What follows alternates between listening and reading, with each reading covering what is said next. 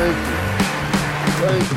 What happens if every individual in this room begins to unleash more of their potential? What are your individual goals? What are your values? What excites you? I had a coach one time when I was with the Jets. Coach looked at me and says, "Hey, number 18. I said, "Yes, coach." He says, "You got a whole lot of potential." And I was like, "Thank you, coach. Thank you. First nice thing you said to me since I've been in camp." He said, "Don't thank me. It just means you haven't done anything yet." I will say it right now. There is a leader in here working with someone on your team. That individual on your team may be your top performer, but they are not maximizing their potential. Too often we allow being good to get in the way of being great. I'm not saying I would have the same conversation if 140,000 people were here, but when I'm talking to the 3,000 who influenced 140,000, you must understand, you cannot inspire and empower without being inspired and empowered yourself. The scoreboard is a lagging indicator. It is not a leading indicator. And what happens too often is we have a tendency to underestimate our potential and overestimate our actual performance. Now, I will be honest with you. It is hard as a leader, as a coach, to ask for something that you're not doing yourself. It is hard to ask for something that you're not practicing. It is hard to ask for something that you are not practicing. So the first filter, the first criteria before I ask for anything in terms of growth from my people, am I growing myself? What am I doing to get better? What am I doing to stretch myself? What am I doing to unleash more of the potential that I have? I'm telling you, this is next level. None of you would be in the seat you're in if you didn't have goals. The question is, why did you stop? When did you stop? In my relationship, in my marriage, in my business, in all the areas of my life, if it's atrophied or if it's hit a rut, there's a high probability that I stop goal setting in it, that I stop dreaming. They had a room this size of all their top salespeople. And I asked the question, who in the room knows who around the top 10 salespeople are? At least, 5 of the top 10. Almost every hand in the room went up. My next question was, how many of you would desire to be in that group? Almost every hand up. Then I asked the last question. How many of you have called them? How many of you have taken the time to go visit them? How many of you have? I swear maybe 20 hands went up. I said, this is good news. Those 20 hands, you're on your way. Because for some reason, everybody else who knows what works, people who are willing to share it, won't go have the conversation. You know what it reminds me of during my playing days? My number was 18. One of my best friends was Eddie Carter, number 81. What did Eddie and I have in common? We were on the bench, watching every single game. If you looked at the film, you would see 1,881 or 8,118. And what were we doing together? Complaining about why we weren't on the field. Talking about it, fighting it. Have you noticed complainers fight each other? It's amazing how it works. I mean, we make each other comfortable in the fact that we're all performing far beneath our potential. That's how it works. Why? Because I know I should be honoring him and finding out what he does, but I'd rather talk about him from over here, give reasons why he plays. Oh, yeah, well, I would be able to play too if I was over there. If I knew him back then, like my coach doesn't want to win, right? So what am I saying? What I'm saying is, it would be a better idea that I also spend some time and encourage each other. Can we find the ones who are doing it right? It's free information. They paid a tuition that I don't have to. I can learn from them. Do you know how many times I've ran around the wedge?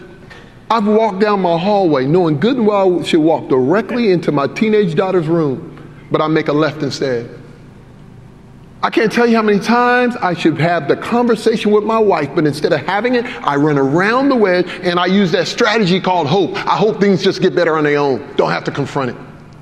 I can't tell you how many times, instead of having a performance management conversation with those I lead, I just run around the wedge hoping things are just going to get better. We're going to have these conversations over here about something. Instead of directly dealing with it, I'm going to talk around it. I can't tell you how many times I've talked around the I ran around the wedge, having my whole team together, and I make it a team conversation, knowing instead of just dealing with that one person who the problem really is with. This is the kind of stuff I've done. Come to discover, my coach was right. I have ran around the wedge so many times, and the price of running around the wedge is never just I stayed safe. No, but the team lost. So my question to you today, not a question, but my challenge to you, because every single leader, greatness is in every one of us. And we're at our best when we run through wedges, not when we run around them. So what wedge do you need to run through? Because it's worth it. My fear can only be conquered by something I love more. My love for my daughter has to be greater than my fear of being rejected. My love for my wife has to be greater than my fear of confrontation. My love for my team and the difference we want to make in the world has to be bigger than my fear of being uncomfortable. Many times you can measure leaders' success by the number of uncomfortable conversations they're willing to have. I don't just like keynoting. I love keynoting. I love the engagement with the audience. I love communicating a message, and not only communicating a message, but looking at the people and seeing that they can picture what I'm talking about. They don't just hear it. They can see it in their own minds. I spend a lot of time executive coaching, a lot of time in boardrooms, a lot of time doing cultural transformation and consulting assignments. Therefore, I can step on stage and keynote about things I actually experience. So it's just not great quotes and great this. I get a chance to see what these principles look like implemented because I get to be part of the implementation. So that's what I love. Sometimes it's fun to just be on a stage and inspire and connect. But then I also get the benefit of doing the real work that comes with taking that message and really getting it embedded. And I think that's what also allows me to enjoy when I'm keynoting, because I know what I'm talking about actually works. I was in Florida. I had a gentleman who was leading an organization. He says, Eric, tell my people, let them know. What happens if they don't perform well? I said, what do you mean? Tell them what happens in the NFL. When players don't perform well, when things don't go well, tell them what happens. I said, are you sure you want me to tell them? He said, yes. I said, okay. They fired a coach.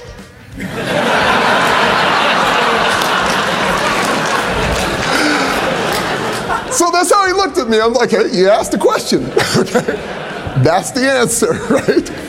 I love inspirational speeches and messages, but I will tell you, even in my football playing days, I had a coach, and I'm not going to actually name that coach. I had a coach who, he'd come in at halftime, he'd scream and yell. He'd try to get us fired up.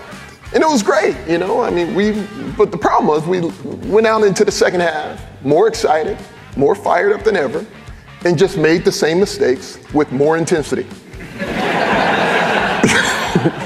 Okay. So sometimes it's not motivation that you need, it's a change of direction. Logic produces order, but it's emotion, it's confidence, it's belief that injects that plan with energy. It's emotion that creates change. I want you to feel what it's like anytime you're about to take on something new. Why is that important? As great as your success currently is, it is now your comfort zone. That's not a bad thing, but it is now your comfort zone. And my question to you is, when's the last time you felt butterflies in your stomach? When's the last time you've been afraid? When's the last time you've been really nervous? When's the last time you had to really go, whew, okay, I'm gonna go for it. If it's been a long time, that means it's been far too long. The next opportunity, the next level of greatness you're gonna experience is when you personally are willing to also put yourself in position to be afraid, to be a little nervous. Man, that's exciting. Coming alive, not getting bored. And the reason why it's so significant, every single time you go to another level, look how many people are impacted when you do. It's not just about you. Leaders in this room, it's bigger than you. Look at the number of people you all touch. So every single time you move your own performance and become more effective, there are thousands of people positively impacted. So it's beyond just you. Coaches, leaders in this room, we need to create an environment on the teams that we lead that eliminate the fear of failure from the equation. There's a natural fear of failure. Nobody wants to just fail. But we need to remove that fear of failure because we're going to get more of the potential that's actually in the people that we lead. Ideas that have been swimming around people's minds, but they're scared to say it out loud. Chances, conversations, all kinds of things. We're sitting on it. Everything you all need to go to the next level, you already have. It's already in your hand. I promise you, there's a wealth of potential on the teams that you lead. And the key is, how do I tap into it? One of the ways you tap into it, you got to get fear of failure out of the way. What's a practical way of doing that for you as a leader? Will you please start sharing with your team your failures? The failures that you've overcome. See, the challenge sometimes is, as we grow in leadership, guess what coaches do and leaders do too often? We get amnesia. We forget about our own mistakes. We forget about all the mess ups we had. And instead of using them as learning moments for our team members, we don't share them. So then they start playing not to make a mistake. When we need people making mistakes faster, we need to fail faster. We don't need to avoid failure. We need to be failing faster than we've ever failed before, because that's the new reality we're living in. Everything I speak to from the stage, it's not just something I read. It's not just something I heard. There's credibility behind it because I've actually experienced what I'm talking about. Real life case studies, been there, done that, been through the conversations, been through the planning, been through the implementation, have endured all the things that go along with this message that's being shared. I don't like talking about something I heard. I prefer to speak about something I know. Now, the benefit of doing a lot of executive coaching is I've had the opportunity to walk alongside some fabulous leaders, and not just leaders for a couple of years. I've been working with some of these leaders for over 15 years. From when they went from a store manager or a district manager to now they're a CEO, and a couple of them have been CEO for some of the largest Fortune 500 companies. One is in charge of the whole global leadership for a Fortune 50 company. The opportunities to walk alongside these leaders on their journey is proof that many of these principles discussed about work. There's nothing new under the sun. But my passion and excitement about the information is I've seen them work in my own life. Therefore, anytime I speak to an audience, my goal always is to be as authentic as I possibly can. That means what I'm talking about, I've seen it work. If I haven't seen it work, it won't come out of my mouth. Don't look anybody in the face.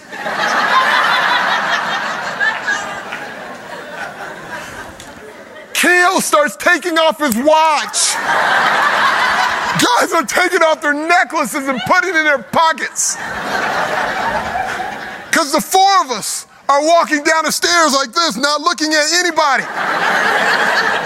There's barely anybody down there, but the four of us are standing right next to each other like this. Because we don't want anybody to rob us. One of my clients is the U.S. Army Rangers. And one of my dear friends is a gentleman who used to work with them, Special Forces, everything. His name was Bruce Barker. And the reason Bruce is such a dear friend of mine, he said something to me one time I never forget. He says, Eric, every time I come home and wherever I go, people acknowledge me. They call me a hero. They say thank you for your service. I'm so appreciative of what you do. He says, it's amazing how that works. I said, yeah, because you are. He says, I hear you, man. He says, but you know what's amazing? I said, what's that? He says, I've allowed my greatness to get compartmentalized. It's amazing how great I am and how heroic I am on the battlefield. It's amazing how great I am with all these other areas, but when I go home in my own house, when I'm with those real, it's amazing how I can be a hero out there and such a coward in my own house. I want to thank every single one of you. I want to thank you for what you do. I want to thank you for your level of success. But I also tell you, please, you've already done it, but please leave this place better than you found it. Pour everything that you have in you, please pour it into someone else so they can keep this thing going. Thank you so much for having me. Appreciate it. Thank you. Thank you. God bless you. Thank you so much for having me.